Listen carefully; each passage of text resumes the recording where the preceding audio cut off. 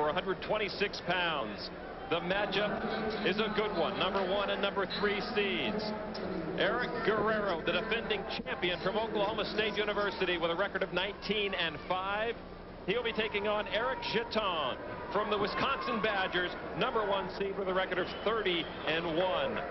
Jetton was 3rd last year in the championships. He'll be in the red uniform. This really should be a contrast in styles, powerful and explosive on the mat, which is Jetton against a quick and technical opponent, which is Guerrero. Jetton been dominant in this weight class all year. Guerrero had an injury early on, had some losses early on, and the one thing he said is Smith stood by me. Despite the injury and despite the early poor performances, he stood by me, and now he's peaking at the right time. Jetton, a little blood off the hand right from the get-go, checking out with the trainer right now over in the corner. Jetton, very powerful, doesn't like a close match, wants it to be entertaining. Actually, I think it's his head. Guerrero opened up a cut right on the bridge of the nose, and you take a look at these wrestlers, and they have been through a war here. Most of these guys in the championships have wrestled at least 4 times. You at least need 5 to win this. Guerrero with a nice shot there. Jetton controlling with a front headlock, trying to pull Guerrero down. Now he'll look to spin. Jetton is with the red headgear, both uniforms similar in color. Right now they're spinning around, and it is nearest to you, Eric Guerrero, as he runs to the center, to the defending champion from the Cowboys, 3-time All-American from San Jose, California. He says when the lights are on, he's at his best. No score. He was pretty tight-lipped during the interview. Didn't give away very much what he wants to try to do. He says he's got all-around skills. He just needs to bring them all to bear. There's John Smith, head coach, still basking in the glow of Teague Moore's pin at 118 pounds over the number 1 David Morgan. Jetton with a nice shot there. High crotch. Guerrero countering very nicely. And this is a real scramble. Guerrero looking like he's going to come out of this a little bit better. Jetton needs to hang on to that ankle, try to stalemate. Jetton does have the ankle, but now Guerrero almost finds himself in similar position that David Morgan did in a defensive pin situation. Guerrero comes out on top. 2 points for Guerrero.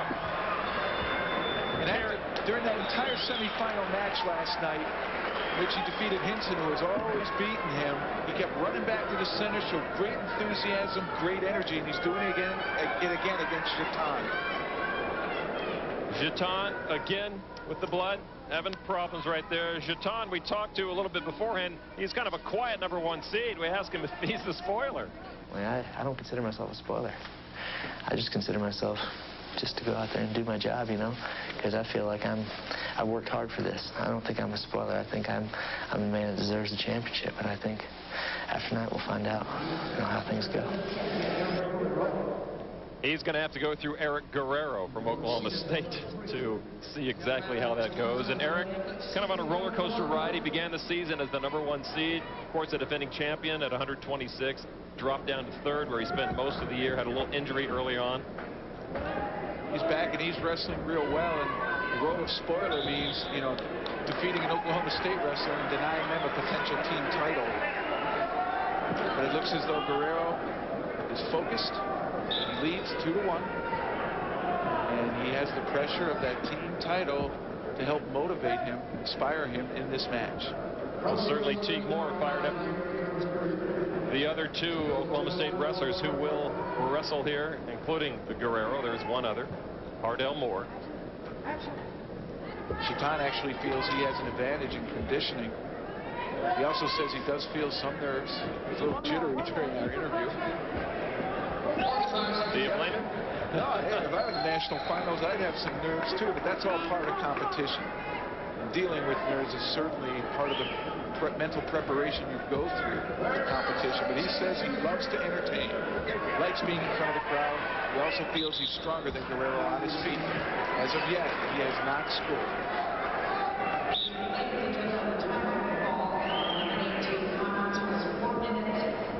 Pace slowed down now a little bit. Let's see if Jetton is trying to set Guerrero up and go underneath for a leg shot. Eric Guerrero beat Jetton in the semifinals last year by a score of 11-6, and of course Guerrero went on to win the 126-pound division. He's going to be a good one next year. And that's the end of period number 1. We'll be back to Cleveland, Ohio in just a moment.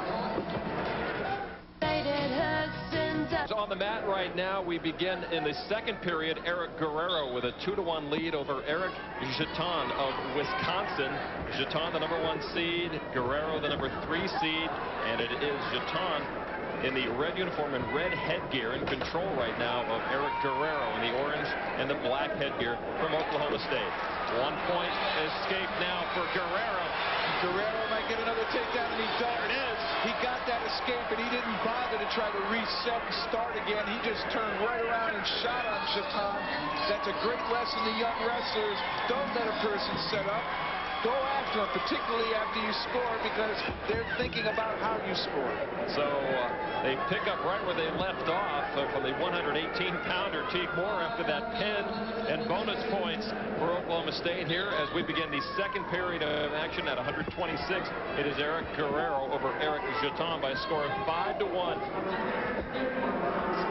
And Guerrero really looks confident. He is peaking right now at the right time. Jetton's caught here a little bit. Guerrero has to let him loose or get reversed. An escape point for Jetton. And Jetton having trouble with a cut on the bridge of his nose. It looks like a contact. Looks as though he's working contact. He's just giving it to his coach. He's going to go without it. Jetton does indeed have a cut on the bridge of his nose, and he had to stop action in the first period twice to stem the flow of the blood, but he appears ready, and he is back in action. Guerrero on the left, Jetton on the right. Jetton felt he could dominate on the feet, and so far he's been taken down twice. His only points are escapes. Guerrero is fired up. It seems John Smith gave them an inspirational talk before they took the mat. They listened. You know, we could have used that about a day or two earlier. Guerrero, a 3-time All-American, had a huge win, as we showed you in the semifinals versus Dwight Hinson, and that could have been a season right there for Guerrero, but he is not satiated yet. He wants another national championship. If he does get it, of course, he'll be back as a chance for a third very elite club to have 3 national championships, and I know that's in his mind. It's also very unusual for this national tournament, particularly in recent memory, to have 3 teams within 7.5 points of each other in the finals. Minnesota has been a terrific team all year long. Not really that unusual, but when they got here to the Nationals, they really performed well, and that is unusual. Minnesota's had a couple of top-flight teams that failed really to produce good results here at Division I, but last year they finished 3rd. This team now showing their mettle. It looked as though it was a 2-team race. They're back in it. After the second period, it is Eric Guerrero leading Eric Jetton 5-2. Jetton will choose to go down low. He'll look for the escape point. That'll get him within 2. A takedown would tie this match up. These two have met once this year, and it was Jetton winning 3-1. I'll bet you Guerrero was studying some of that tape, looking at what he did wrong and looking at how Jetton approached him. And on that leg again here, he's not going to move too much until he feels as though Jetton exposes himself in a stalemate by the referee. And they do call that, and 32 seconds of riding time right now for Eric Guerrero. John Smith with some words of wisdom for that man, his 126-pound defending national champion, Eric Guerrero. Look for Guerrero to try to ride him at all costs and try to get riding time established, but Jetton now looks as though he's going to turn the tables in on Guerrero's leg. Needs to come up, and Guerrero just rolling all over. Doesn't allow him to take him down, but got the escape point. Neutral position gave him the escape. Third period action here at 126 pounds. It is 5-3, and head coach Barry Davis of Wisconsin. That was Troy Steiner with him. Steiner, a former NCAA champion for Iowa. Jetton says he works with him 2-3 times a week, and it's real important competition for him. Helps prepare him. Jetton now within a takedown of tying this match up. Should they go tied after 3 periods, they'll wrestle for 2 minutes. And a stalling warning called against Eric Guerrero. One more caution. It'll be a point against the Cowboy. Guerrero's been doing fine on his feet. He just backed up a little bit too much right there. He's probably trying to draw Jetton into him. Jetton down low. He's got a nice low single. He's behind it with both arms now. He's going to try to lift this into the air and find a way to finish. That is the time left in this match for Jetton, and he's now turned Guerrero. No points awarded as of yet. But Guerrero did a forward roll as a counter, and it worked perfectly. Guerrero got out of that single leg, and that's got to be frustrating to Jetton. That's like getting in the red zone and not scoring. Good opportunity, but it passed him by. Still, Eric Jetton, the #1 seed in the country, is down by 2 points. Needs a takedown of the defending champion. Jetton was in there. That was a great opportunity, and he missed it. He needs to get under there again. 15 seconds remain. And it looks as though Guerrero has enough defense here to stop Jetton. He's looking at the clock now. He knows he's close. Got a point to Jetton. Another stalling call, I believe, against Guerrero. It's a one-point match. That it is. Eric Guerrero defending his title at 126 pounds in an unlikely defense. If you look back on this young man's season from Oklahoma State, Eric Jetton, though, had a tough matchup. Anytime you go against the defending champion, despite being a #3 seed, it is going to be difficult indeed. And Guerrero understands. Everybody remembers the national tournament. It's the focus of the year. He came back from an injury and a slow start, peaked at the right time, and performed well when he needed to. Oklahoma State has done what they need to do so far. They've won their first 2 matches. They'll sit and watch for a bit more. Guerrero and Teague Moore get the Cowboys off to a great start. Back to the NCAAs in a moment.